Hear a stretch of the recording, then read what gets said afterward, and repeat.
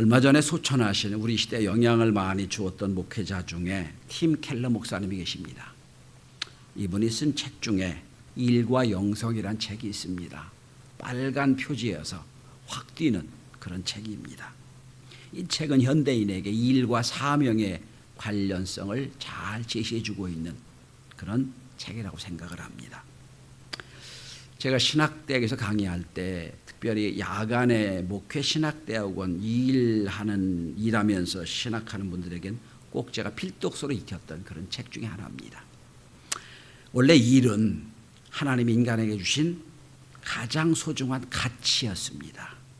하나님을 대신해서 사람에게 다스리라는 위명령을 주신 거예요. 큰 축복입니다. 그래서 만물을 다스리면서 하나님의 품성과 마음을 배워가는 게 일의 의미입니다. 하나님 이래서 이렇게 하시는구나 깨우쳐가는 게 일이거든요. 그런데 죄 때문에 일이 오염됐어요. 이게 일이 축복이 아니라 피곤한 수고와 노력이 되어버렸어요. 의미를 잃어버렸고 가치를 모르게 날마다 피곤한 거예요. 일하면서도 깨닫지 못하니까 피곤한 거예요. 그래서 거기다가 오염된 일이 탐욕의 수단이 되어버렸어요.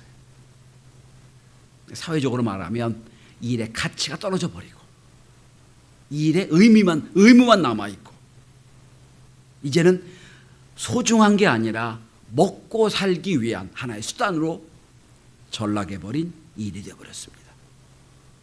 팀 켈러 목사는 말합니다. 이 일도 구원받아야 된다.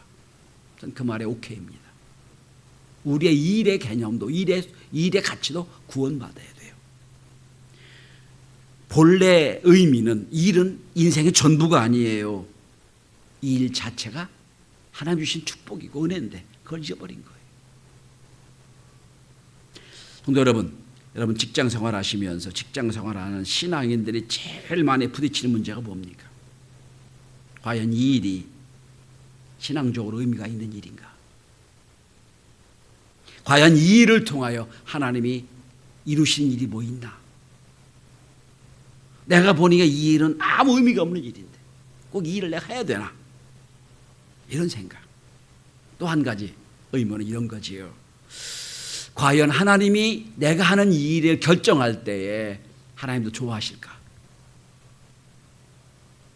하나님이시라면 이 일을 이렇게 하실까? 그런 고민을 하게 됩니다. 그런데 여러분, 고민하지 않으면 그 기준마저도 없어집니다. 그래서 일하면서 고민해야 돼요. 우리는 영웅적 리더를 원합니다. 그래서 골리앗과 싸운 소년 다윗을 좋아합니다. 그 엄청난 골리앗 이겼다. 이런 영웅 스토리를 좋아하죠. 300명으로 미디안 군사 수천 명을 엎어버린 기드온을 좋아합니다. 여러분 오늘 본문도 열왕기상은 엘리야의 이야기예요. 열왕기상 18장 19장은 그 위대한 엘리야 850대 1로 영적 승리를 이루었던 불로 응답받았던 놀라운 기도의 사람 엘리야의 이야기예요. 엘리야 그러면 우리는 대단한 사람 영웅 이렇게 생각합니다. 근데 여러분 오늘 본문에 여러분 열왕기상 18장은 여러분 보시면 46절까지가 있어요. 근데 여러분 재밌는 것은 1절부터 오늘 본문의 15절까지 무려 15절에 걸쳐서 누구 얘기 나온 줄 아세요? 오바댜 얘기가 나와요. 3분의 1이 오바댜 얘기예요. 다르게 표현하면 엘리야가 세워지기 위해서 중요한 게 누구냐? 오바댜라는 뜻입니다. 근데 우리는 너무 영웅만 좋아해서 엘리야는 오바댜는 싹 빼버렸어요. 오바댜 누군지 몰라. 엘리야만 생각해요. 기도의 용사, 놀라운 역사 이뤘던 사람. 근데 여러분 저는 오늘 오바댜에 관한 이야기입니다. 주인공이 오바댜예요. 혹시 처음 들은 분도 있을지 모르겠어요. 여러분 오늘 본문 시대가 어떻습니까? 아합이 통치했던 이스라엘 역사 중에 가장 어두웠던 시대예요. 예수 믿는 하나님 믿는 사람 모두 선지자를 다 잡아 죽였던 그런 못된 이세벨이 왕으로 있던 시대. 믿음을 가졌다 그러면 다 죽어버린 그런 상황. 그러니까 가장 극악한 아합이 살았던 왕궁에 어떤 악의 본진, 악의 진지에 하나님은 믿음의 사람 오바다를 넣어놓으신 거예요. 참 역설이죠. 엄청난 어둠 속에 있던 그 시대에 악의 본산지에 하나님은 오바다를 심어놓으십니다. 그 오바다에 관한 말씀이에요. 오늘 주인공 오바다는 우리식으로 말하면 오늘 본문에 보면 왕궁을 맡은 사람이거든요. 오늘 우리식으로 말하면 대통령 비서실장쯤 되는 사람. 직제상으로는 공식적인 위임은 없지만 대통령 다음에 국무총리잖아요. 국무총리와 급이 같은 사람이에요. 대단히 막강한 힘을 갖던 사람. 그러니까 왕도 수시로 불러냅니다. 왕과 수시로 대면할 수 있던 어떻게 보면 권력의 가장 핵심적인 사람 오바다 이야기입니다. 여러분, 가장 사악한 왕 아합 시대에 가장 왕궁의 가장 어두운 죄의 핵심, 악의 핵심적인 본진에 오바다가 있다는 아이러니. 저는 엘리야 시대의 오바다가 우리에게 던지는 메시지라고 생각을 해요. 우리는 여기 믿음의 눈 어딜 봐도 다 너무 죄가 많아. 악이 가득해. 그런데 하나님은 그 속에 믿는 저와 여러분을 보내주신 거예요. 그렇다면 오바다는 그 가장 암울했던, 그저 가장 악이 성행했던 그 아합 왕궁에서 무슨 일을 했을까? 그러므로 그를 통하여 엘리야가 어떤 일을 했을까?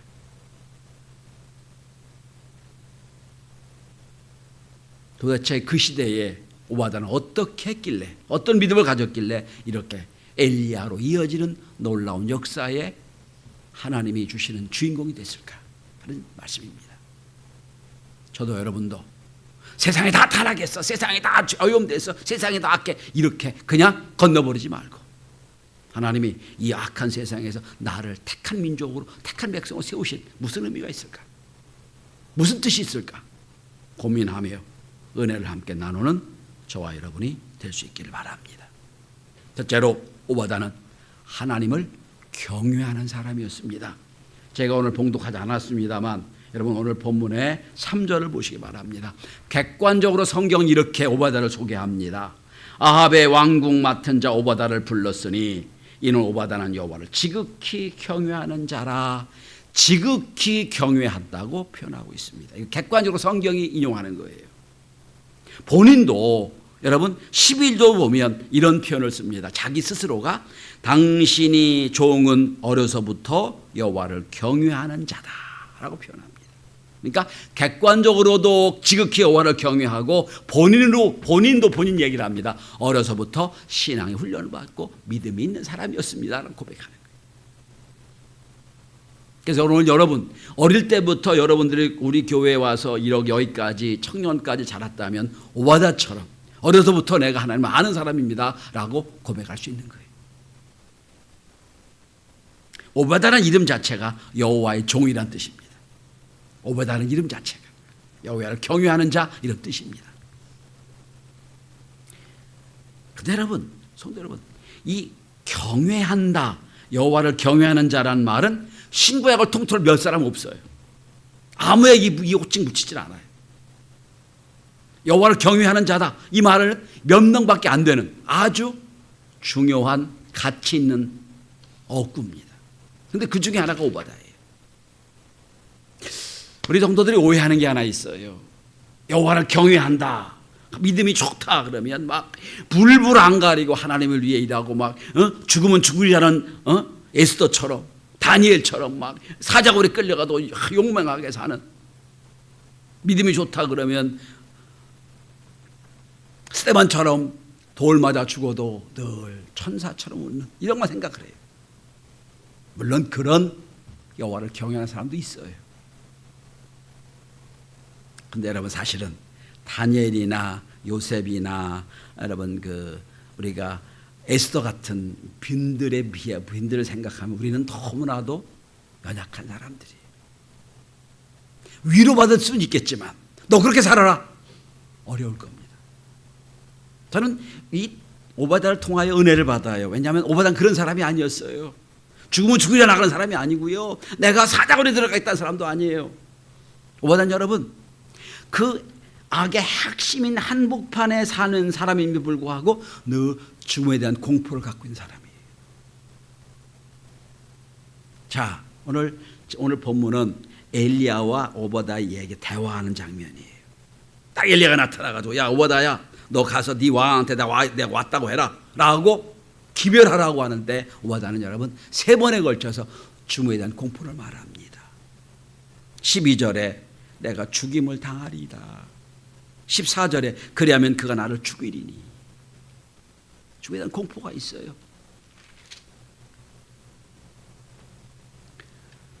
여러분 저는 이렇게 생각합니다. 믿음이 있는 오바다지만 가장 악독한 아합 왕의 핵심적인 왕궁에 살면서 늘 그는 죽음에 대한 공포를 경험하는 거예요.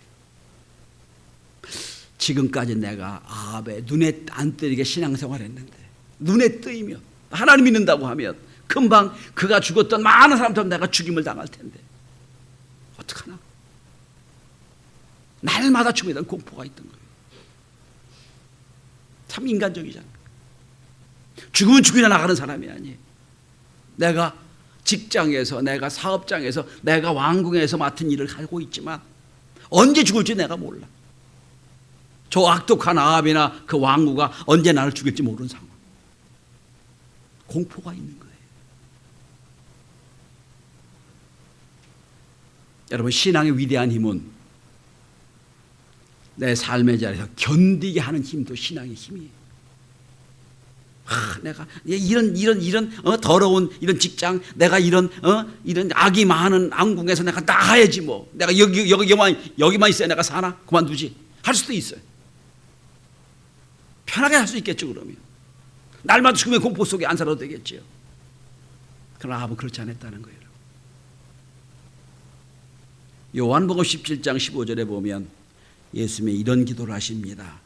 내가 비옵는 것은 저희를 세상에서 데려가시기를 원함이 아니요 오직 악에게 빠지지 않게 보존하시기를 위함입니다. 하나님 저들이 핍박 환난을 당할 때 빨리 하나님 나라에 저를 데리고 와서 환난과 핍박을 면하게 해주는 게 기도하지 않은 게 아니고요. 하나님 이들을 악에서 지켜주십시오. 그 삶의 자리에서 하나님 악에게서 지켜주셔서 자기 역할을 감당해라는 거예요. 여러분 경외함이 뭐예요? 날마다 죽음의 공포, 실직의 공포, 어떻게 할지 모르는 여러 가지 삶의 불안 속에 살아요. 그럼에도 불구하고 자기 자리를 지켜내는 거예요. 깜깜한 그 엄청난 죄의 현장 속에 작지만 작은 불빛을 비추고 있는 오바다의 모습이라고 생각을 합니다. 우리 시대 저와 여러분들이 직장에서 그런 역할을 감당하고 생각을 해요. 두 번째로 오바다는 직장에서 자기 사명을 감당하는 사람이었어요.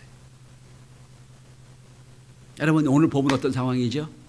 아합이 워낙 못되게 하고 이세벨이 워낙 믿는 사람을 다 잡아 죽이니까 하나님이 3년 6개월 동안 비가 오지 않게 하는 저주를 주셨어요. 비가 오지 않아요. 그러니까 여러분 우리가 앞에 17장을 보시면 하나님이 엘리야를 어떻게 살려주세요? 사르밧 과부에게 보내시잖아요. 먹을 게 없으니까. 그러니까 사르밧 과부 집에 살면서 시내가 말랐다고 성경을 기록하고 있거든요. 지금 물이 없는 거예요. 자, 아합 왕국에 한계가 왔어요. 오늘 본문 한번 보십시오. 18장에 5절을 보세요. 5절. 아합이 오바다를 불러냅니다. 왜 불러냅니까? 이제 우리가 물을 찾자 라고 불러냅니다. 이 땅의 모든 물 근원과 모든 내로 가자. 혹시 꼴을 얻으리라. 물을 찾자는 거예요 지금. 근데 여러분 자 6절 보세요. 두 사람의 두루 다닐 땅을 나누어 아합은 홀로 이 길로 오바다는 홀로 저 길로 가니라. 무슨 뜻입니까 여러분? 아무도 믿지 못하는데 아합은 이 오바다만 믿는 거예요. 나와 같은 마음을 믿는 거예요. 야 내가 왼쪽으로 물 찾아갈 테니까 오른쪽으로 가라. 내가 더 믿으니까 가서 물 찾으면 나에게 통지해라. 더 이상의 신뢰가 어디 있습니까, 여러분? 내 마음 같은 줄 알고 오바다를 보내는 거예요. 이만큼 신뢰를 얻는, 아합에게 신뢰를 얻는 오바다입니다. 이게 뭡니까? 이게 직장에서 신임을 얻는 거예요. 내 직장에서 최선을 다해서 상사의 신임을 얻고 직장에 의미가 있는 사람이에요. 마치 요셉 보는 것 같아요. 노예로 끌려갈 때도 주인의 인정을 받고 심지어 누명을 쓰고 감옥에 가서도 간수장의 은혜를 받아요. 그만큼 신뢰라는 거예요. 그만큼 일에 탁월성이 있는 거예요. 저를 비롯한 한국교회 목사님들이 잘못이 하나 있어요. 회개할 문제가 하나 있어요. 뭐냐면 한국교회 목사님들은 교회 안에서만 신앙생활 잘하도록 원해요. 교회 안에서만 충성하고 교회를 위한 충성만 생각을 해요. 그거 우리가 잘못 가르친 거예요. 저희 목사님이 저희 아버님 목사님에게들은 싫어합니다. 아버님 목사님은 부흥사였습니다. 특별히 충청도, 경기도 쪽에 부흥회를 참 많이 다니셨어요. 70년대, 80년대 아주 부흥회를 많이 다니셨어요. 그래서 웬만한 어른들에게 저희 아버님이 말씀을 드리면 웬만하면 다 알아요.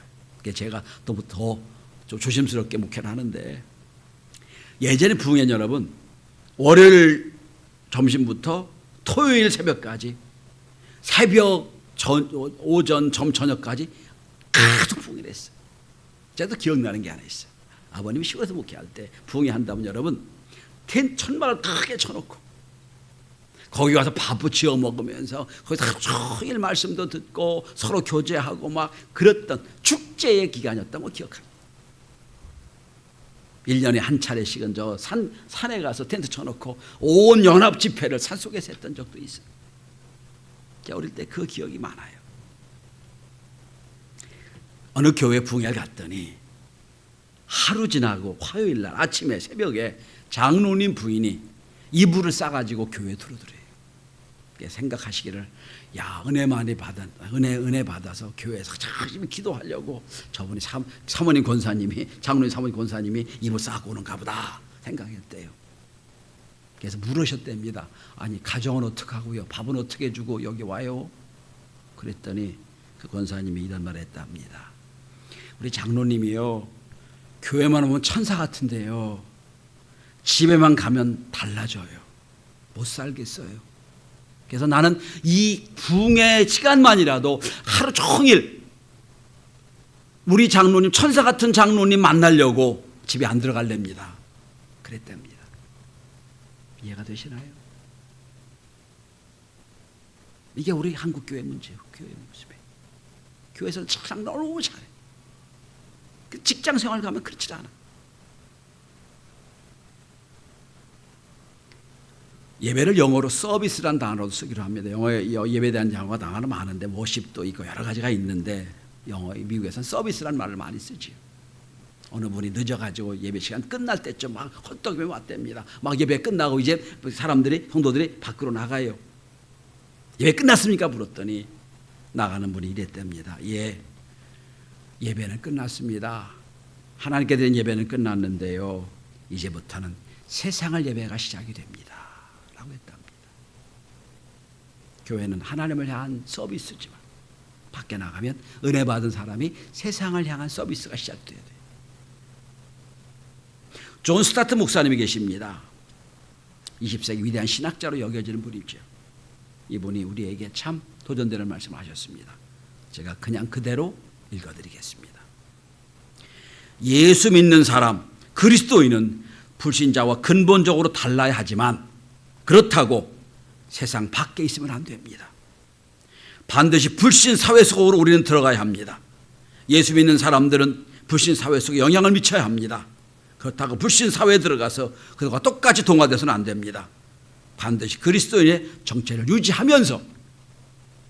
유지하면서 세상을 변화시켜야 됩니다. 이러려면 뭐죠? 오늘 오바다처럼 악한 왕에게도 인정받는 거예요. 내 마음과 똑같구나, 너. 내가 너 믿는다. 이 정도가 돼야 되는 거예요. 자, 직장에서도 사명을 감당합니다. 마지막 세 번째는 신앙적 사명도 감당해요. 다 죽임을 당할 때 오바다만 살아남았어요.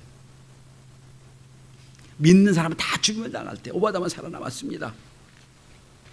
저는 오바다 눈으로 다 죽임을 당한 선지자들 믿는 사람을 다 죽임을 당하는 걸 보고 자기 혼자 왕국에 살았을 때 이런 질문을 하나님께 드렸다고 생각합니다. 하나님, 왜 이래 어려운 때, 이렇게 악한 때 나를 왕궁에 일하게 보내신 뜻이 무엇입니까? 하나님, 차라리 죽었으면 편할 텐데 왜 나를 왕궁에 여기 심어놓으셔가지고 나 이렇게 어렵게 만드십니까? 내가 여기 살 일이 뭡니까? 라고 늘 질문하며 살았다고 생각합니다. 성도 여러분, 사명은 질문하는 사람에게 주어진 겁니다. 그냥 주어지지 않아요.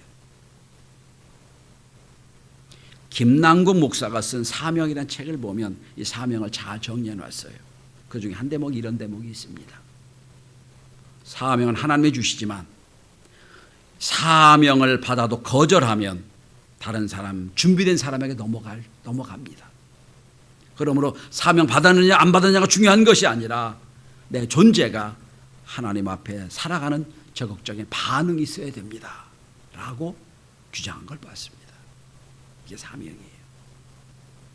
하나님 오바다에게 왕국의 가장 핵심적인 사람으로 가장 죄가 많았던, 악이 강했던 그 왕궁 속에 보내셨어요. 거기서 무슨 일을 하실까? 하나님 뜻이 무엇일까? 여러분 직장에서도 다 안 믿는 사람이 많고 여러분은 혼자만 있어도 하나님 이 직장에서 나에게 뭘 원하십니까? 고민해야 돼요. 어떻게 하나님 뜻을 감당할 수 있습니까?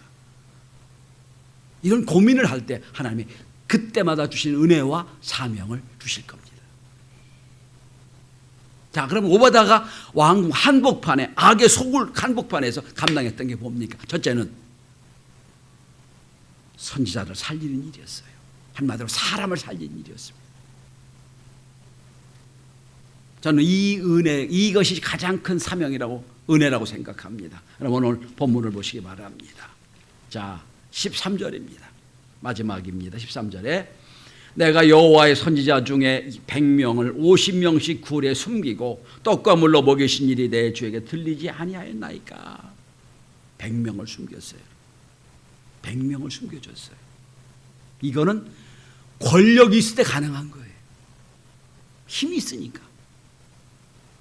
하나님이 아합에게 그렇게 인정받는 비서실장의 역할을 준 것은 네 권력과 네 할 수 있는 능력을 가지고 사람을 살리라는 거예요. 너 잘 먹고 잘 사는 게 아니에요. 어떻게 보면 아합 왕 입장에서는 오바다는 반체제 인사를 키워낸 거예요. 반체제 인사를. 그죠? 이거 잡히면 죽는 거야. 그러니 목숨에 대한 죽음에 대한 공포가 있던 거지. 얼마나 비밀로 일을 했으면 엘리야도 몰라요 지금. 몰라서 얘기하잖아요. 내가 이렇게 100명씩 사람을 살리는 걸 당신 모르십니까? 라고 질문하는 거예요. 나중에 여러분 18장 뒤에 넘어가면 엘리야가 너무 넉다운되고 번아웃 돼가지고 하나님 앞에 막 호소하잖아요. 하나님 다 죽임을 당하고 나만 남았으면 나만 남았어 그러잖아요. 무슨 나만 남았어. 100명도 여기 있는데. 그죠? 아합에 무릎 꿇지 않은 사람이 있다고 했잖아요. 그 중에 한 사람이 100명이 여기 있는 거예요 지금. 참 아이러니잖아요. 가장 죄가 많았던 그 속에 100명 하나님이 키워내신 거예요. 누구 힘으로? 오늘 오바다의 능력과 오바다의 권위로 감당한 거예요. 이게 하나님이 쓰시는 권위예요.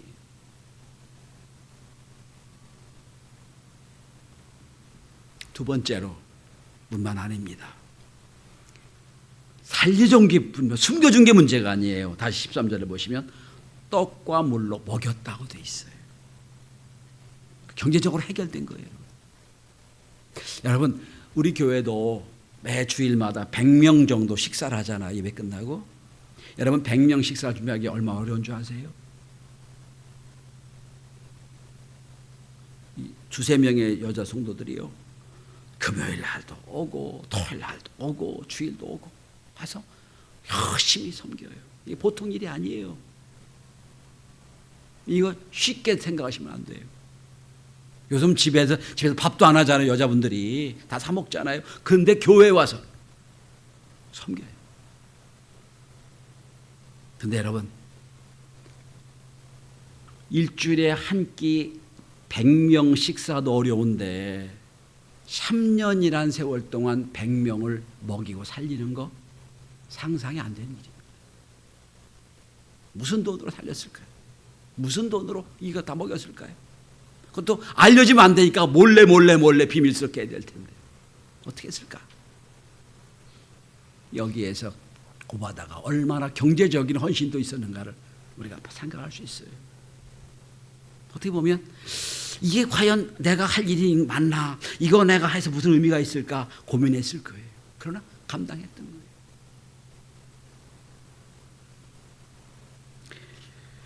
우리 교회가 엘리베이터를 작년에 2년 동안 설치하면서 많은 분들이 헌신이 있었어요. 깜짝 놀랄 만한 어떤 분들의 헌금도 있었지만 우리 네 분의 장로님은 여러분 교회에서 어떤 것도 없어요. 근데 1억 원을 내놔서 무이자로 아직도 못 갚았어요. 지금 우리가 갚아내야 돼요. 뭐 내가 보증서 쓴 것도 아니에요. 그래서 장로님들 1억 원 만들어 오셔야 됩니다. 이게 합당이다. 아멘. 그러고 동일원 집사님 같은 분은 밤낮으로 문제 생기면 비댄다고 불러드리고 뭐 일하다 말고 와서 일하셨고요. 김바른 집사 같은 이는 건축 안전하신 한 분이니까 구조하신 분이니까 우리 구조가 뭐 구청에서 뭐 해오라 그러면 제가 말씀드리면 아주 실비로 직원 동원해가지고 만들어주시고 다 이게 하나님의 역사입니다. 여러분 아주 더러운 물이 쫙 막 흘러가고 흙탕물처럼 흘러가도 여러분 어느 한쪽에서 계속 생수가 흘러넘친다면 계속 생수가 공급된다면 저 그때쯤 가면 더러운 물은 점점 사라지고 깨끗한 물로 바뀌는 역사. 전 그런 환상을 봅니다. 겨울에 얼음이 두껍게 얼었어요. 그런데 얼음 맨 밑에는 늘 생수가 흐릅니다. 온 세상이 다 얼음으로 깡깡 얼어가지고 이 죄된 세상, 약한 세상이라고 할지 모르지만 오바다는 그 속에 늘 끊임없이 흐르는 영적인 생수처럼 하나님의 뜻을 이루었던 겁니다. 우리 성도들이 교회에서만 은혜 받고 교회에서만 주의를 하는 걸 원치 않습니다. 은혜 받은 것 직장에서, 여러분 삶의 자리에서, 학교에서 오바다처럼. 그래서 오늘 전 이렇게 말씀을 정했습니다. 한 직장인의 영성. 여러분의 영성도 오바다의 영성처럼 하나님이 귀하게 쓰시는 영성으로 날마다 새로워지는 은혜가 있기를 주의 이름으로 축원합니다. 기도합니다.